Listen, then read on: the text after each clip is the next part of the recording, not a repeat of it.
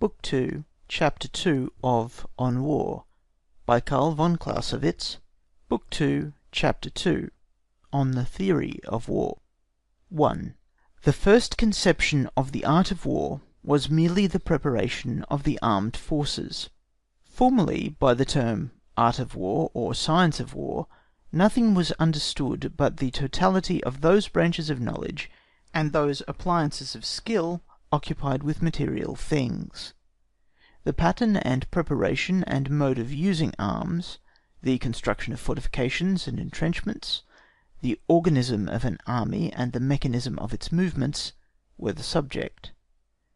These branches of knowledge and skill above referred to, and the end and aim of them all, was the establishment of an armed force, fit for use in war.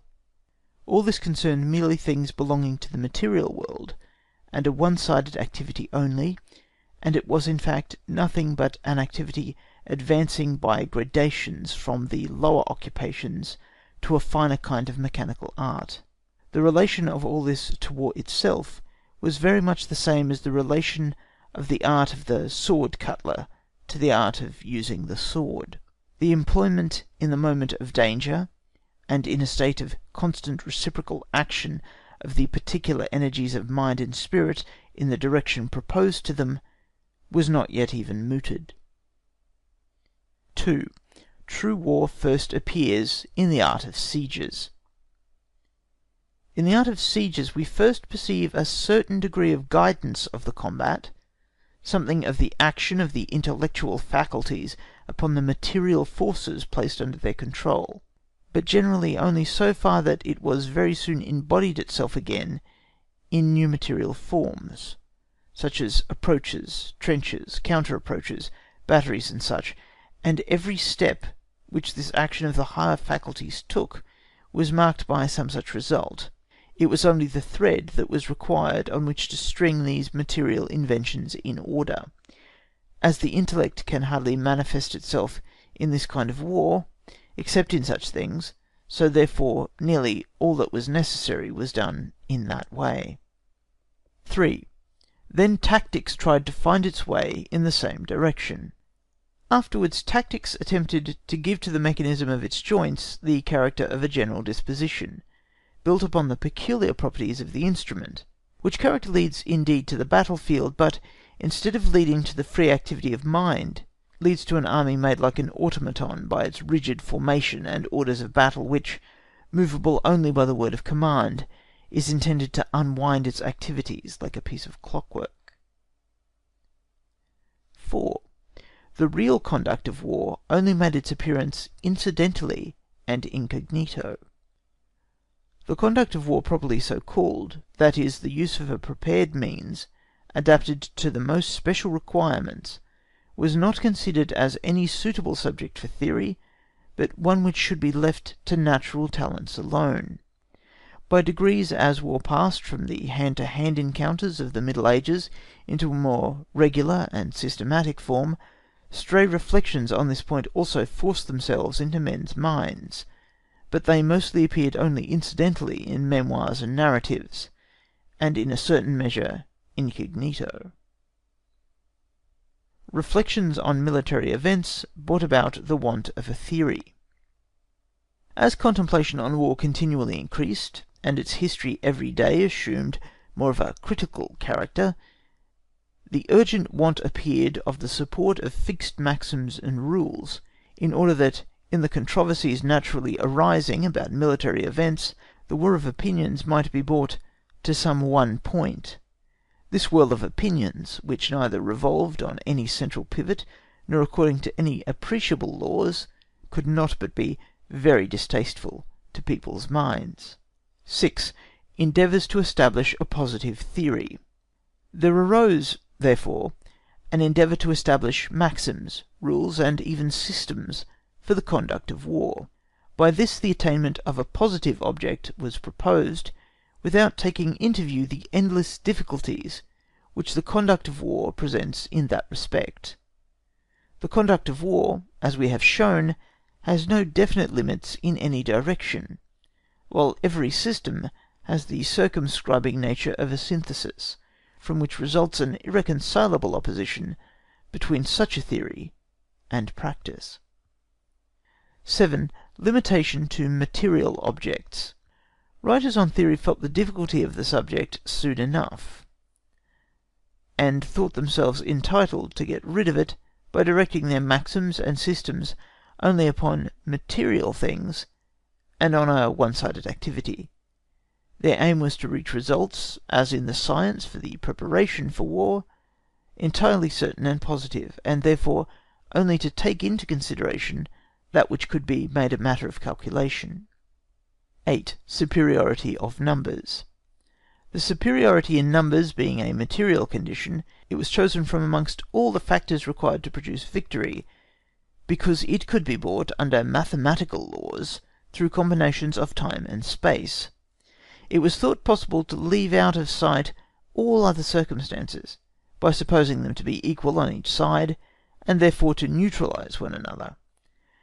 This would have been very well if it had been done to gain a preliminary knowledge of this one factor according to its relations, but to make it a rule for ever to consider a superiority of numbers as the sole law, to see the whole secret of the art of war in the formula, in a certain time, at a certain point, to bring up superior masses, was a restriction overruled by the force of realities. 9. Victualling of troops. By one theoretical school an attempt was made to systematise another element also, by making the subsistence of troops, according to a previously established organism of the army, the supreme legislator in the higher conduct of war. In this way certainly they arrived at definite figures, but at figures which rested on a number of arbitrary calculations, and which therefore could not stand the test of practical application. 10. Base. An ingenious author tried to concentrate in a single conception, that of base, a whole host of objects, amongst which sundry relations, even with immaterial forces, found their way in as well. This list comprised the subsistence of the troops, the keeping them complete in numbers and equipment, the security of communications from the home country, lastly, the security of retreat, in case it became necessary, and first of all he proposed to substitute this conception of a base for all these things, then for the base itself to substitute its own length, extent, and, last of all, to substitute the angle formed by the army with this base. All this was done to obtain a pure geometrical result, utterly useless. This last is, in fact, unavoidable, if we reflect that none of these substitutions could be made without violating truth, and leaving out some of the things contained in the original conception. The idea of a base is a real necessity for strategy, and to have it conceived is meritorious, but to make such a use of it as we have depicted is completely inadmissible, and could not but lead to partial conclusions, which have forced these theorists into a direction opposed to common sense, namely a belief in the decisive effect of the enveloping form of attack. 11. Interior lines. As a reaction against this false direction, another geometrical principle, that of the so-called interior lines, was then elevated to the throne. Although this principle rests on a sound foundation, on the truth that the combat is the only effectual means in war, still it is, just on account of its purely geometrical nature, nothing but another case of one-sided theory which can never gain ascendancy in the real world. 12. All these attempts are open to objection. All these attempts at theory are only to be considered in their analytical part as progress in the province of truth, but in their synthetical part, in their precepts and rules, they are quite unserviceable. They strive after determinate quantities, whilst in war all is undetermined, and the calculation has always to be made with varying quantities. They direct the attention only upon material forces, while the whole military action is penetrated throughout by intelligent forces and their effects. They only pay regard to activity on one side, whilst war is a constant state of reciprocal action, the effects of which are mutual. 13. As a rule they exclude genius. All that was not attainable by such miserable philosophy, the offspring of partial views, lay outside the precincts of science, and was the field of genius, which raises itself above rules. Pity the warrior who is contented to crawl about in this beggardom of rules, which are too bad for genius, over which it can set itself superior, over which it can perchance make merry. What genius does must be the best of all rules, and the theory cannot do better than to show how and why it is so. Pity the theory which sets itself in opposition to the mind. It cannot repair this contradiction by any humility, and the humbler it is, so much the sooner will ridicule and contempt drive it out of real life. 14. The difficulty of theory as soon as moral quantities come into consideration. Every theory becomes infinitely more difficult from the moment that it touches on the province of moral quantities. Architecture and painting know quite well what they are about as long as they have only to do with matter. There is no dispute about mechanical or optical construction. But as soon as the moral activities begin their work, as soon as moral impressions and feelings are produced, the whole set of rules dissolves into vague ideas. The science of medicine is chiefly engaged with bodily phenomena only. Its business is with the animal organism, which, liable to perpetual change, is never exactly the same for 2 moments. This makes its practice very difficult, and places the judgment of the physician above his science. How much more difficult is the case if a moral effect is added, and how much higher must we place the physician of the mind. 15. The moral quantities must not be excluded in War. But now the activity in War is never directed solely against matter. It is always at the same time directed against the intelligent force which gives life to this matter, and to separate the two from each other is impossible. But the intelligent forces are only visible to the inner eye, and this is different in each person, and often different in the same person at different times. As danger is the general element in which everything moves in War, it is also chiefly by courage, the feeling of one's own power, that the judgment is differently influenced. It is to a certain extent the crystalline lens through which all appearances pass before reaching the understanding. And yet we cannot doubt that these things acquire a certain objective value simply through experience. Everyone knows the moral effect of a surprise, of an attack in flank or rear. Everyone thinks less of the enemy's courage as soon as he turns his back, and ventures much more in pursuit than one pursued. Everyone judges of the enemy's general by his reputed talents, by his age and experience, and shapes his course accordingly. Everyone casts a scrutinising glance at the spirit and feeling of his own and the enemy's troops. All these and similar effects in the province of the moral nature of man have established themselves by experience, are perpetually recurring, and therefore warrant our reckoning them as real qualities of their kind. What could we do with any theory which should leave them out of consideration? Certainly experience is an indispensable title for these truths. With psychological and philosophical sophistries no theory, no general, should meddle. 16. Principal difficulty of a theory for the conduct of war. In order to comprehend clearly the difficulty of the proposition which is contained in a theory for the conduct of war, and thence to deduce the necessary characteristics of such a theory, we must take a closer view of the chief particulars which make up the nature of the activity in war. 17. First speciality: moral forces and their effects, hostile feeling. The first of these specialities consists in the moral forces and effects. The combat is, in its origin, the expression of hostile feeling. But in our great combats, which we call wars, the hostile feeling frequently resolves itself into merely a hostile view, and there is usually no innate hostile feeling residing in individual against individual.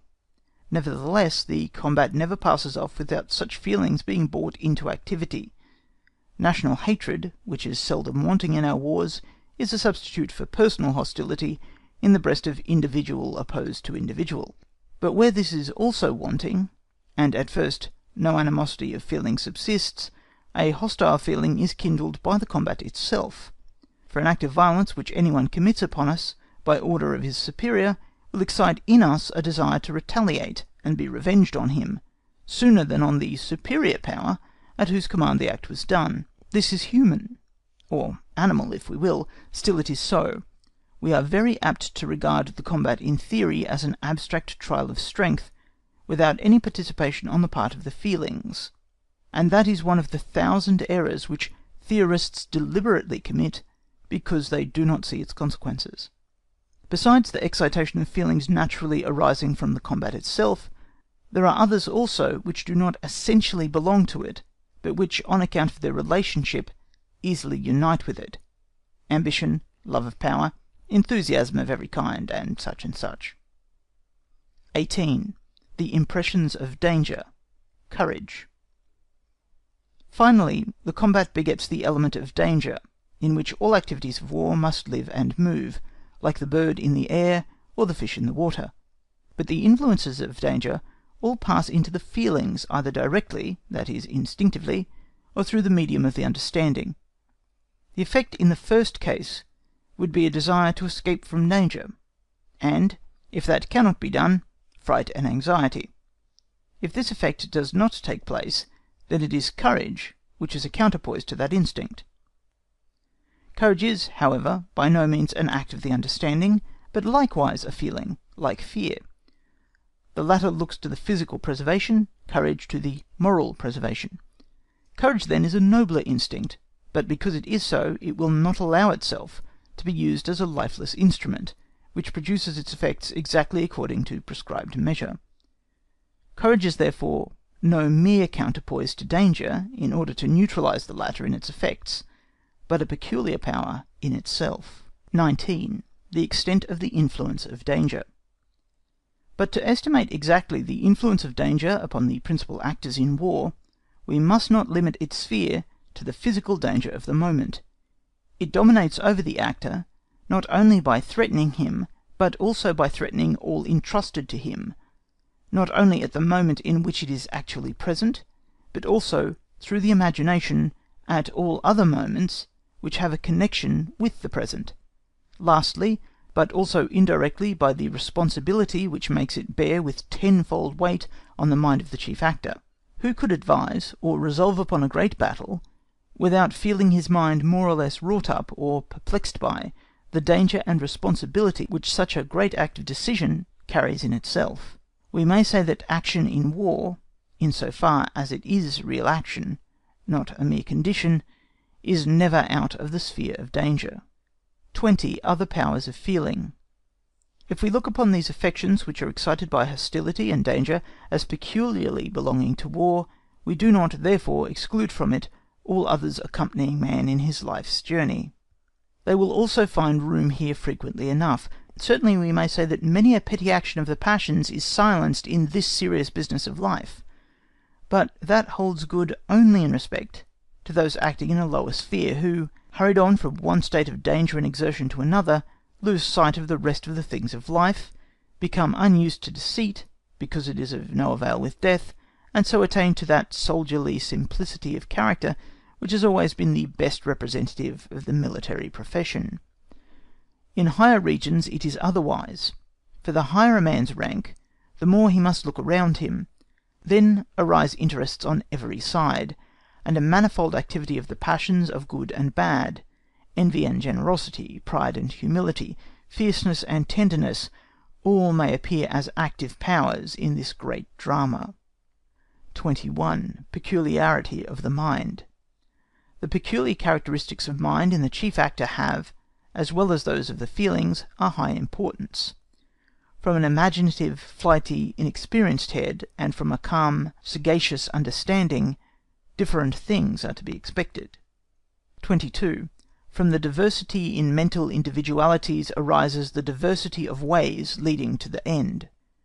It is this great diversity in mental individuality, the influence of which is supposed to be chiefly felt in the higher ranks, because it increases as we progress upwards, which chiefly produces the diversity of ways leading to the end noticed by us in the first book, and which gives to the play of possibilities and chance such an unequal share in determining the course of events. 23. Second peculiarity, living reaction. The second peculiarity in war is the living reaction and the reciprocal action resulting therefrom. We do not here speak of the difficulty of estimating that reaction, for that is included in the difficulty before mentioned of treating the moral powers as quantities, but of this, that reciprocal action by its nature opposes anything like a regular plan. The effect which any measure produces upon the enemy is the most distinct of all the data which action affords, but every theory must keep to classes or groups of phenomena, and can never take up the really individual case in itself, that must everywhere be left to judgment and talent. It is therefore natural that in a business such as war, which in its plan, built upon general circumstances, is so often thwarted by unexpected and singular accidents, more must generally be left to talent, and less use can be made of a theoretical guide than in any other. 24. Third peculiarity: uncertainty of all data. Lastly, the great uncertainty of all data in War is a peculiar difficulty, because all action must, to a certain extent, be planned in a mere twilight, which in addition not unfrequently, like the effect of a fog or moonshine, gives to things exaggerated dimensions and an unnatural appearance. What this feeble light leaves indistinct to the sight, talent must discover, or must be left to chance. It is therefore again talent, or the favour of fortune, on which reliance must be placed, for want of objective knowledge. 25. Positive theory is impossible. With materials of this kind, we can only say to ourselves that it is a sheer impossibility to construct for the art of war a theory which, like a scaffolding, shall ensure to the chief actor an external support on all sides. In those cases in which he is thrown upon his talent, he would find himself away from the scaffolding of theory and in opposition to it, and however many-sided it might be framed, the same result would ensue, which we spoke of when we said that talent and genius act beyond the law, and theory is in opposition to reality. 26. Means by which a theory is possible. The difficulties are not everywhere equally great. Two means present themselves of getting out of this difficulty. In the first place, what we have said of the nature of military action in general does not apply in the same matter to the action of every one, whatever may be his standing. In the lower ranks the spirit of self-sacrifice is called more into request, but the difficulties which the understanding and judgment meet with are infinitely less. The field of occurrences is more confined, ends and means are fewer in number, data more distinct, mostly also contained in the actually visible. But the higher we ascend, the more the difficulties increase, until in the Commander-in-Chief they reach their climax, so that with him almost everything must be left to genius. Further, according to a division of the subject in agreement with its nature, the difficulties are not everywhere the same, but diminish the more results manifest themselves in the material world, and increase the more they pass into the moral, and become motives which influence the will. Therefore it is easier to determine by theoretical rules the order and conduct of a battle than the use to be made of the battle itself. Yonder physical weapons clash with each other, and although mind is not wanting therein, matter must have its rights. But in the effects to be produced by battles, when the material results become motives, we have only to do with the moral nature. In a word, it is easier to make a theory for tactics than for strategy. 27. Theory must be of the nature of observations, not of doctrine. The second opening for the possibility of a theory lies in the point of view that it does not necessarily require to be a direction for action. As a general rule, whenever an activity is for the most part occupied with the same objects over and over again, with the same ends and means, although there may be trifling alterations and a corresponding number of varieties of combination, such things are capable of becoming a subject of study for the reasoning faculties. But such study is just the most essential part of every theory, and has a peculiar title to that name. It is an analytical investigation of the subject that leads to an exact knowledge, and if brought to bear on the results of experience, which in our case would be military history, to a thorough familiarity with it. The nearer theory attains the latter object, so much more it passes over from the objective form of knowledge into the subjective one of skill in action, and so much the more therefore will it prove itself effective when circumstances allow for no other decision but that of personal talents. It will show its effects in that talent itself.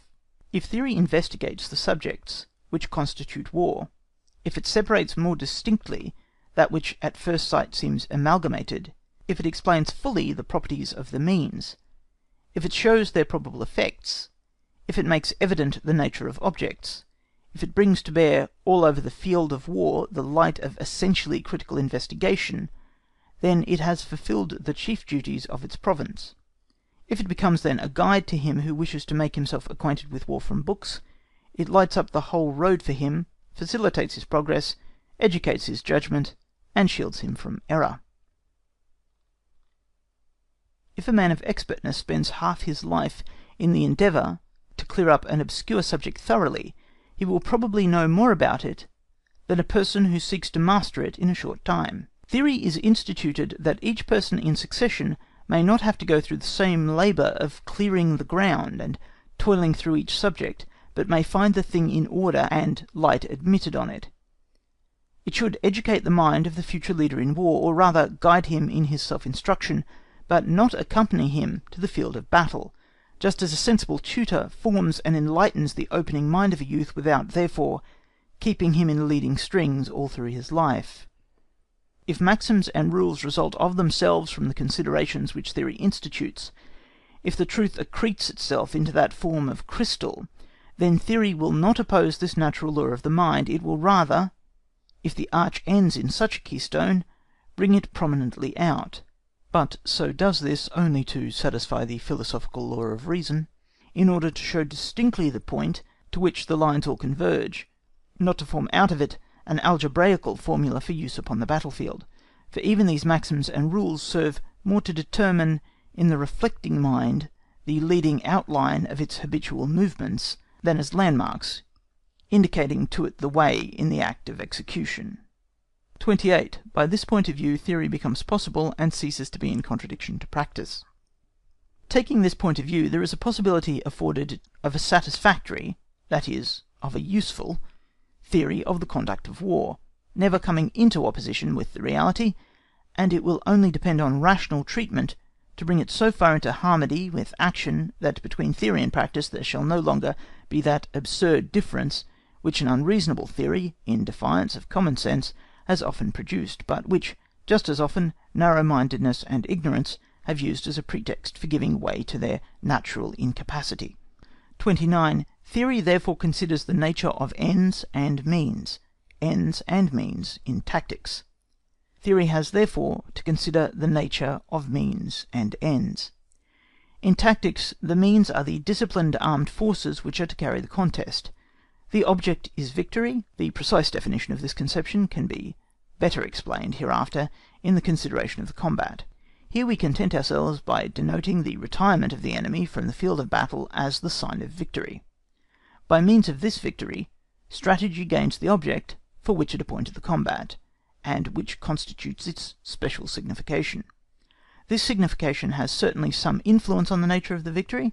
A victory which is intended to weaken the enemy's armed forces is a different thing from one which is designed only to put us in possession of a position.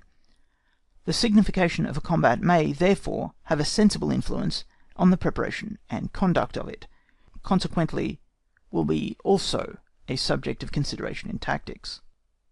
30. Circumstances which always attend the application of the means. As there are certain circumstances which attend the combat throughout, and have more or less influence upon its result, therefore these must be taken into consideration in the application of the armed forces. These circumstances are the locality of the combat, ground, the time of day, and the weather. 31. Locality. The locality, which we prefer leaving for solution under the head of country and ground, might, strictly speaking, be without any influence at all if the combat took place on a completely level and uncultivated plain.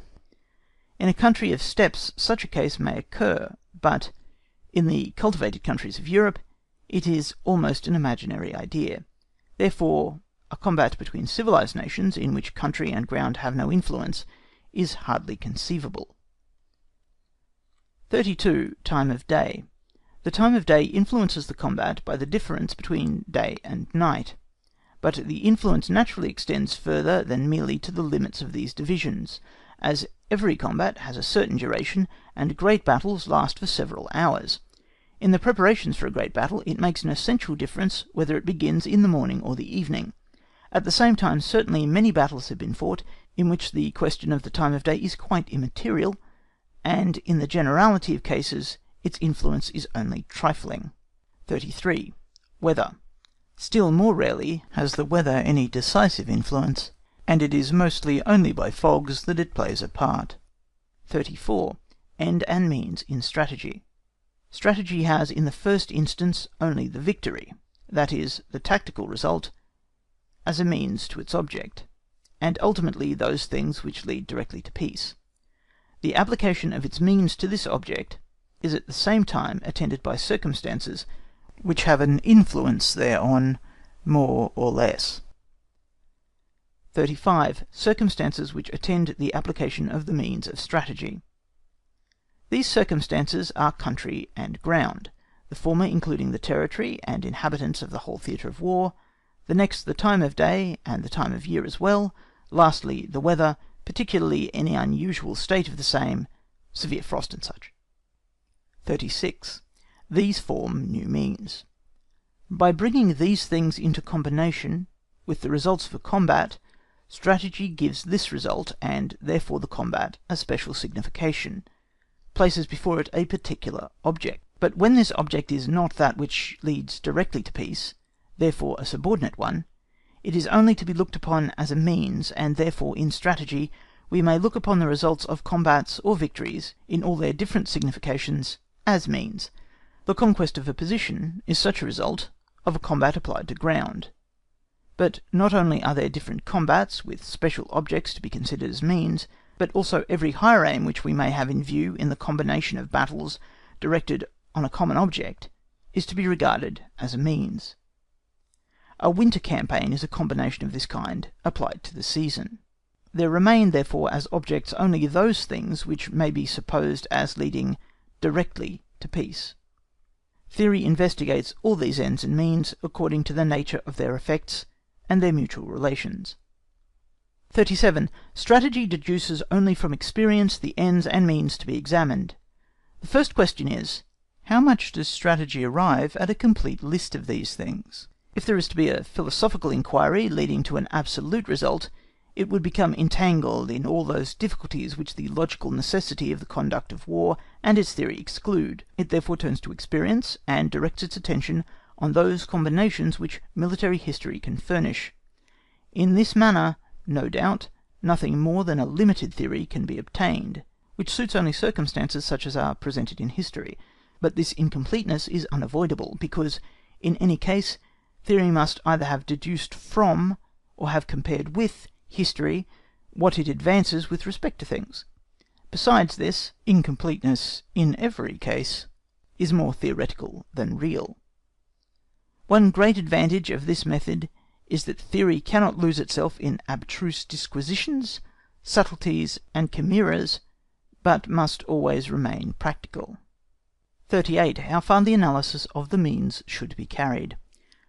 Another question is, how far should theory go in its analysis of the means?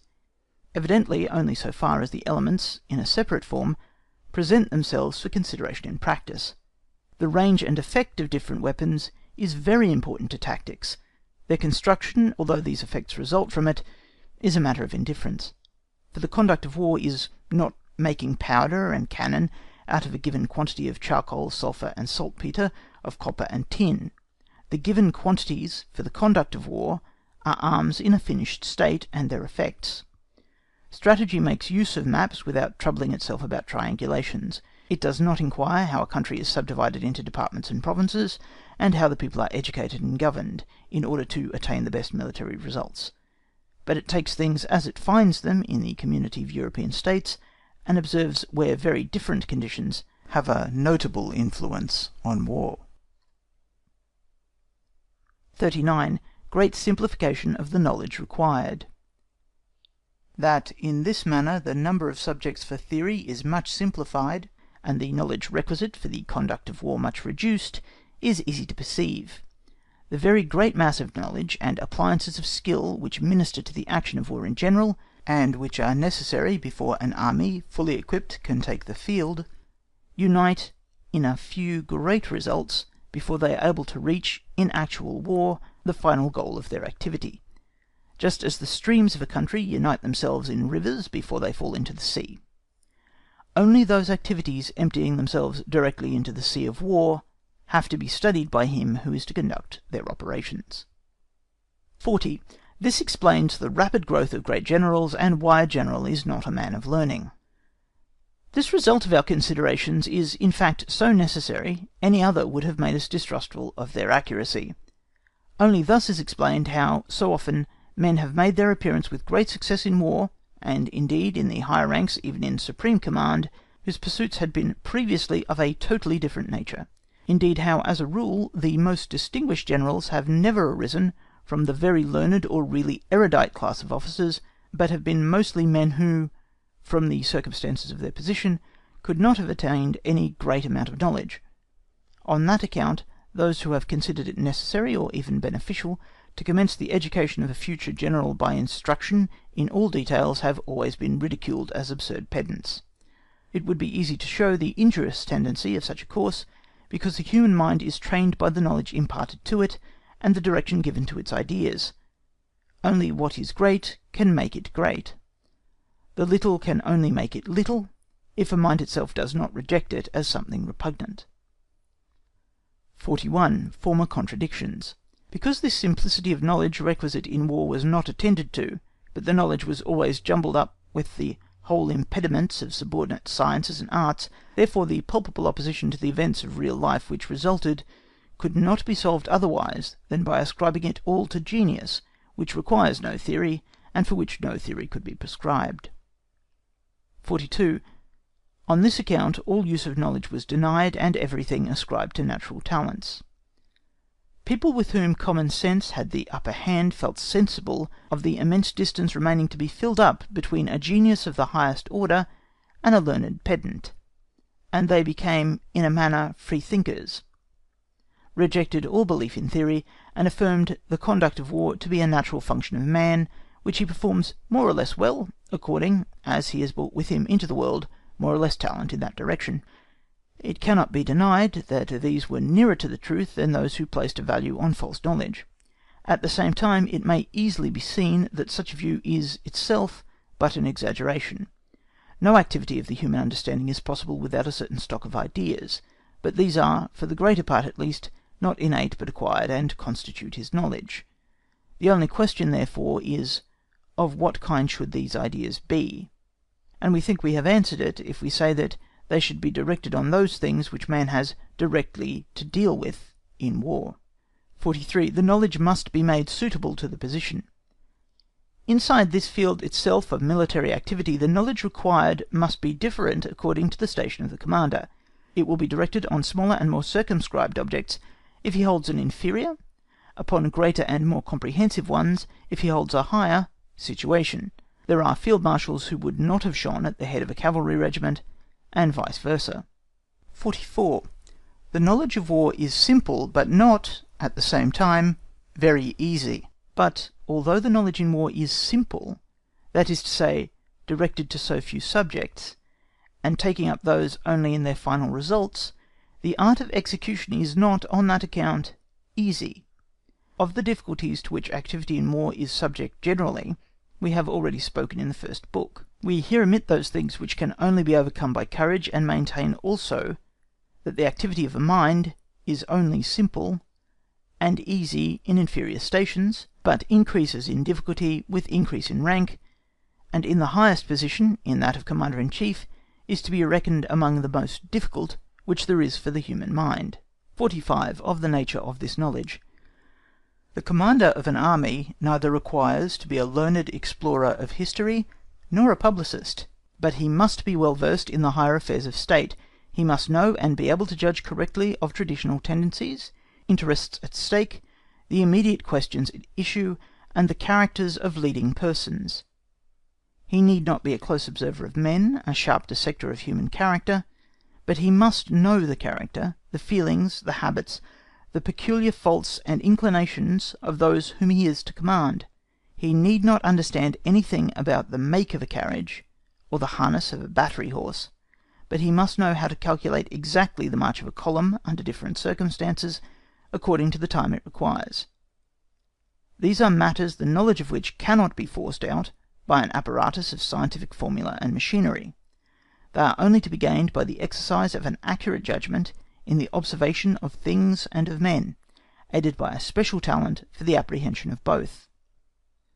The necessary knowledge for a higher position in military action is therefore distinguished by this, that by observation, therefore by study and reflection, it is only to be attained through a special talent which as an intellectual instinct understands how to extract from the phenomena of life only the essence or spirit, as bees do honey from the flowers, and that it is also to be gained by experience of life as well as by study and reflection. Life will never bring forth a Newton or a Euler by its rich teachings, but it may bring forth great calculators in war, such as Conde or Frederick. It is therefore not necessary that in order to vindicate the intellectual dignity of military activity we should resort to untruth and silly pedantry. There has never been a great and distinguished commander of contracted mind, but very numerous are the instances of men who, after serving with the greatest distinction in inferior positions, remained below mediocrity in the highest, from insufficiency of intellectual capacity.